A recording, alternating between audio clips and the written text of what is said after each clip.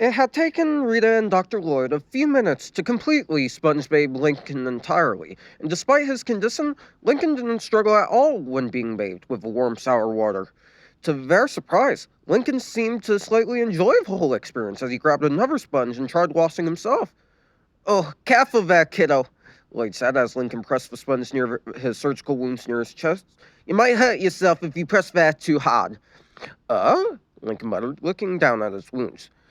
He looked slightly upset when he noticed them and began to grimace at the sight of the black stitches holding his surgical wounds together. What is? What here? Lincoln asked in that slurred, disabled tone while sounding slightly nervous. You had surgery right there, and those stitches are holding the wounds together. If they get too wet, they might come loose, so you'll need to be careful, Rita warned him.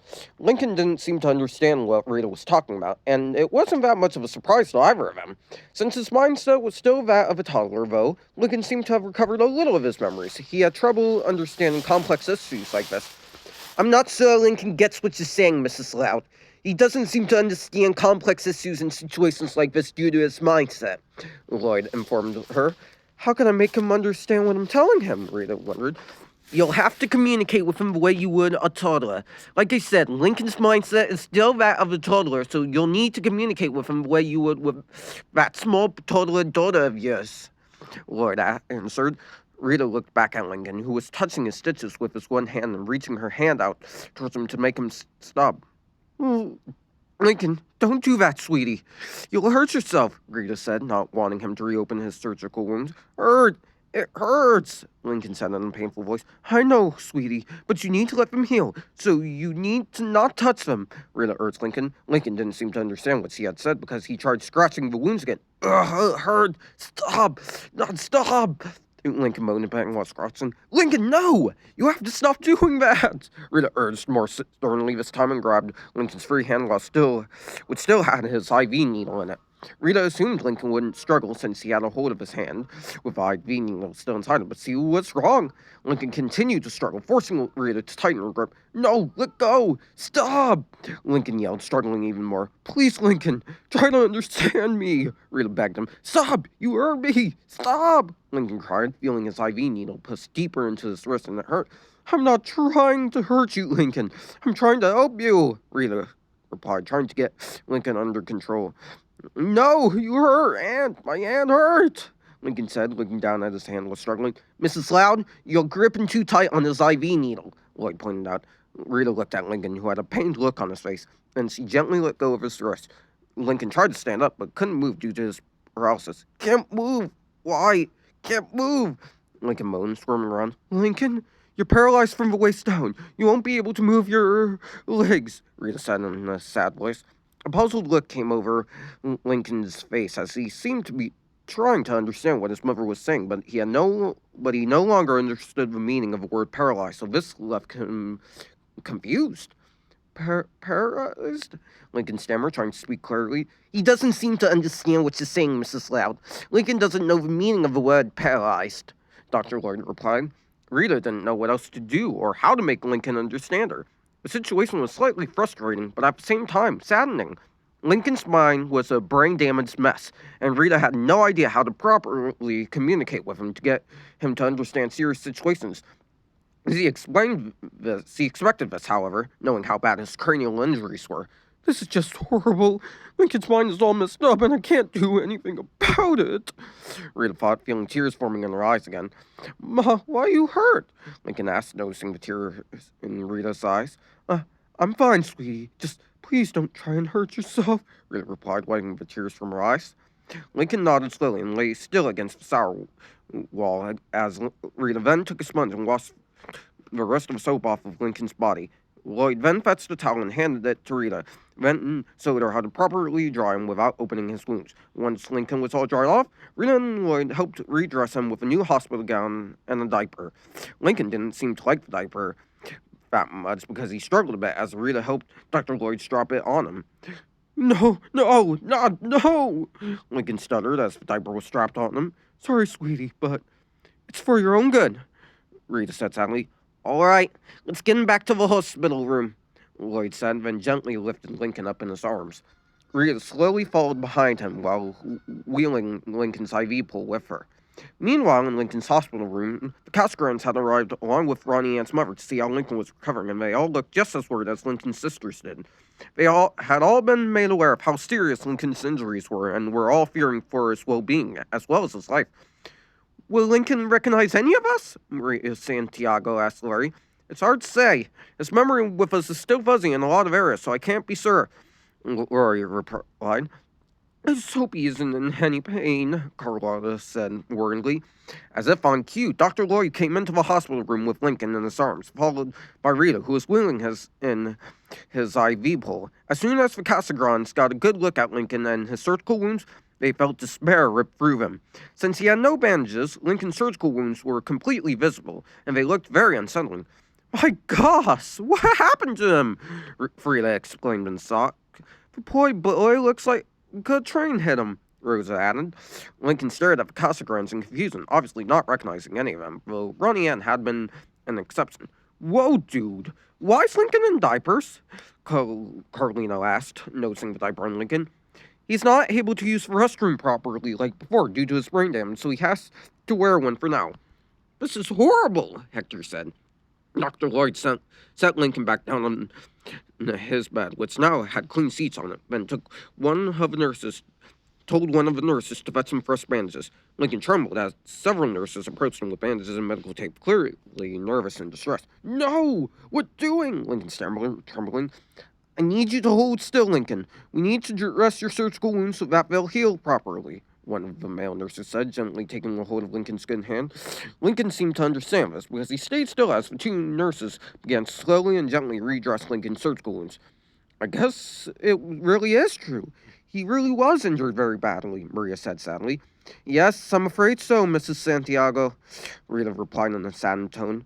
No thanks to her, Ronnie Ann said, glaring over at Luan. Now, she didn't do it on purpose. It was only an accident, Rose said. Yeah, some accident. Lincoln's practically a vegetable because of Luan, Ronnie Ann pointed out. Ronnie Ann, you're not the only one who's upset here. All of us are, Frida said in a scolding voice. Yeah, that doesn't mean we should treat Luan like garbage. We need to put it behind us and move on. Ronnie Ann glanced over at Luan, who was standing furthest away from the rest of her family, looking upset and downtrodden. It was clear that she still felt horrible from her pranking accident. I still don't trust Luan, Ronnie Ann said coldly. Dr. Lloyd and the nurses finished redressing Lincoln's wounds with fresh bandages. Then they informed his family and the Casagrans that they could stay as long as they wanted until 10 p.m. Then they left the room. Casagrans and Lincoln's sister then began speaking to Lincoln and trying to converse with him, but he seemed to be having a very hard time trying to converse back. Lincoln's mindset made it very difficult to do so. Len Sr. and Rita just stood furthest away from the group next to Luan, who looked upset. You going to try and speak to Lincoln? Maybe try to apologize to him? Rita asked her. It's not like he'll do anything. He hates me. Even with brain damage, he still hates me, Luan answered in a depressed tone and voice. I can't exactly blame him. After what you did, it's going to be a while before he ever trusts you again, Lynn Sr. said, not trying to insult her. Luan knew it, if this was true, and she couldn't blame Lincoln either. If he decided never to trust Luan again, she wouldn't be surprised. Lincoln had every right to hate Luan after everything she had done to him. He'll never be able to reach his full potential and maturity due to his injuries, and he'd never be able to walk again either. Luan had truly messed up big time, and she knew that even if it was possible for Lisa to try and repair some of the damage done to Lincoln's body, she wouldn't be able to repair all of it. Luan looked around the room and then noticed something. Lisa was absent from the room. Hey, where's Lisa? Luan asked her parents. Rita and Lynn Sr. looked around the room, but couldn't find her anywhere. Then they asked Lincoln's sisters and the Cascarans if they saw Lisa leave the room. They all shook their heads. Unknown to all of them, Lisa had snuck out of the room and followed Dr. Lloyd down the hall towards a large office room, which was labeled medical files. To avoid being seen, she hid from behind a portable hospital bed until Lloyd emerged from inside the room and headed off to another part of the hospital. Once Lloyd was fully out of sight, Lisa left her hiding spot and headed towards the door, hoping it wasn't locked. To her relief, it was unlocked, allowing her to enter the room without any trouble. The room was a small, squared chamber with large filing cabinets lining each side of the walls, all with letters ranging from A to Z. This may take longer than I thought, Lisa muttered, heading over to the first filing cabinet on her left. She opened the bottom drawer and skimmed through the files in the L section in hopes of finding Lincoln's medical file. Lisa's plan was to find the file with Lincoln's x-rays and info on his current medical condition in hopes of being able to assess the amount of damage done to Lincoln's spine and brain. If Lisa were able to get a more accurate look at Lincoln's internal entries from the x-rays and from the CT scan results, she might have a chance at possibly repairing some of the damage done to his spine and his brain. While Lisa knew that not all of Lincoln's injuries may be curable due to the severity of how much damage his internal organs took from a prank accident, she hoped that she could at least heal some of the damage done to Lincoln's brain. However, Lisa knew that Lincoln would still remain paralyzed from the waist down. Dr. Lloyd had said that shattered pieces of Lincoln's spine had been surgically removed due to how extensive the damage was, so there was no way of repairing it. Lisa already had a plan on how to heal some of her brother's injuries, yet she still needed Lincoln's medical files if she were to go through with it. In order to prevent any further accidents, Lisa had used her siblings for many of her experiments in the past, and many of them didn't end very well. And this was definitely one experiment that Lisa knew she couldn't mess up. Lincoln's life could possibly be on the line, and if Lisa screwed something up, it could very well mean the death of Lincoln. It's gotta be here somewhere, Lisa muttered, growing impatient as she continued to search through the medical files. It would seem that finding Lincoln's file wouldn't be so easy.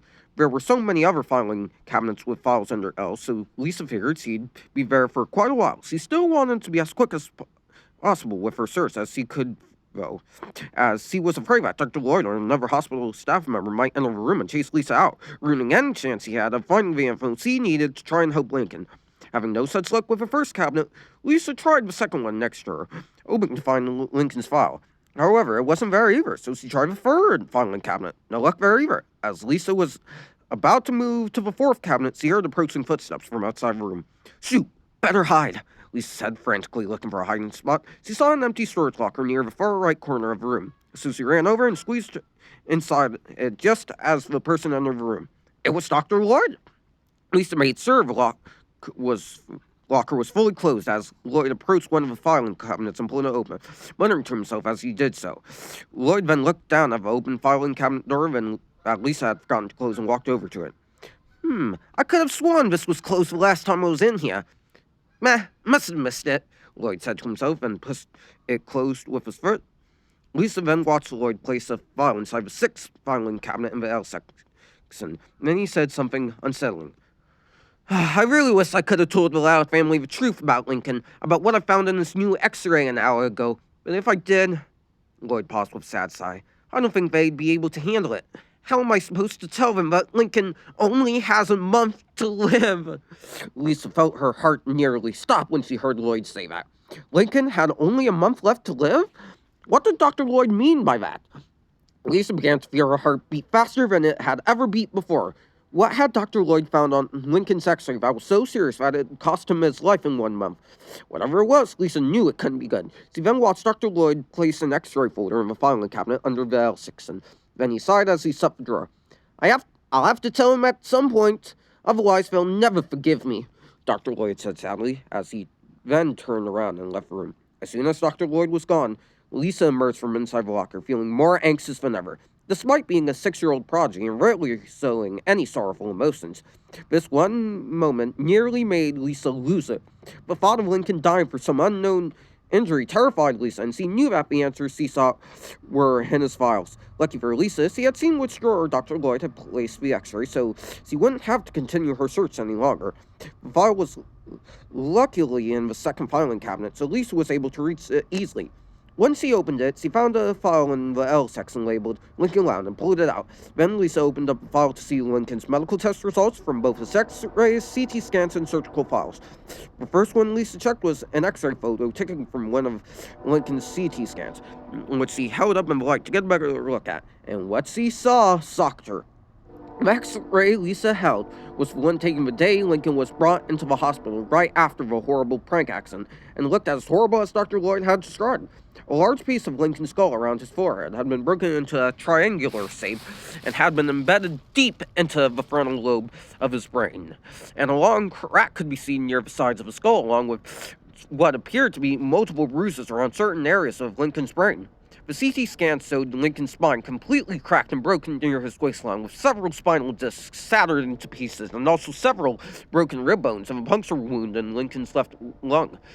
The next few x-rays were the ones taken after Lincoln's surgery, and then there was one more that had been taken just a few hours ago. This was the one that Lisa had been dreading to see.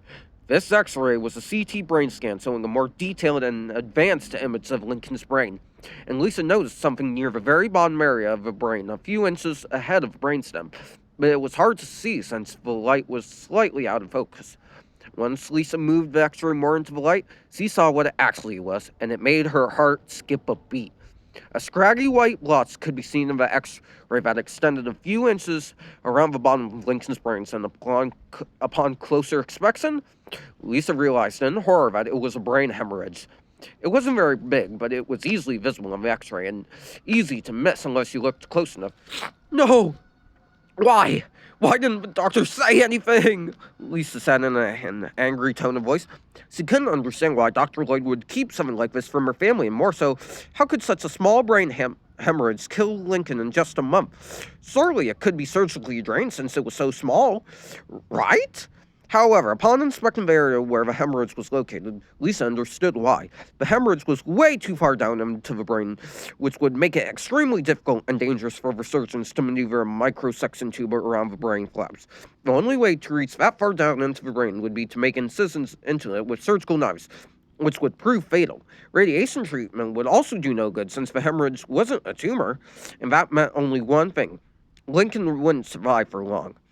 The hemorrhage would keep getting larger over time until it eventually killed Lincoln, and Lisa felt her eyes swell up with tears at this horrible realization. No, this can't be. This can't happen. It can't, Lisa whimpered softly, almost on the verge of a breakdown. She looked at the x-rays, then at Lincoln's medical files, and came to a conclusion. The only way that she'd have any chance at saving Lincoln's life was if she had copies of the original files. Lisa had recently been working on a special invention before the pranking accident, one that would revolutionize medical advancement, yet she had put it on hold for a time after Lincoln's horrible accident. Lisa realized that this invention would hopefully be the key to saving Lincoln's life, but she'd need copies of Lincoln's medical files in order to help her know how to treat Lincoln properly. Luckily for Lisa, she had snuck Lori's cell phone into her pocket for this very occasion.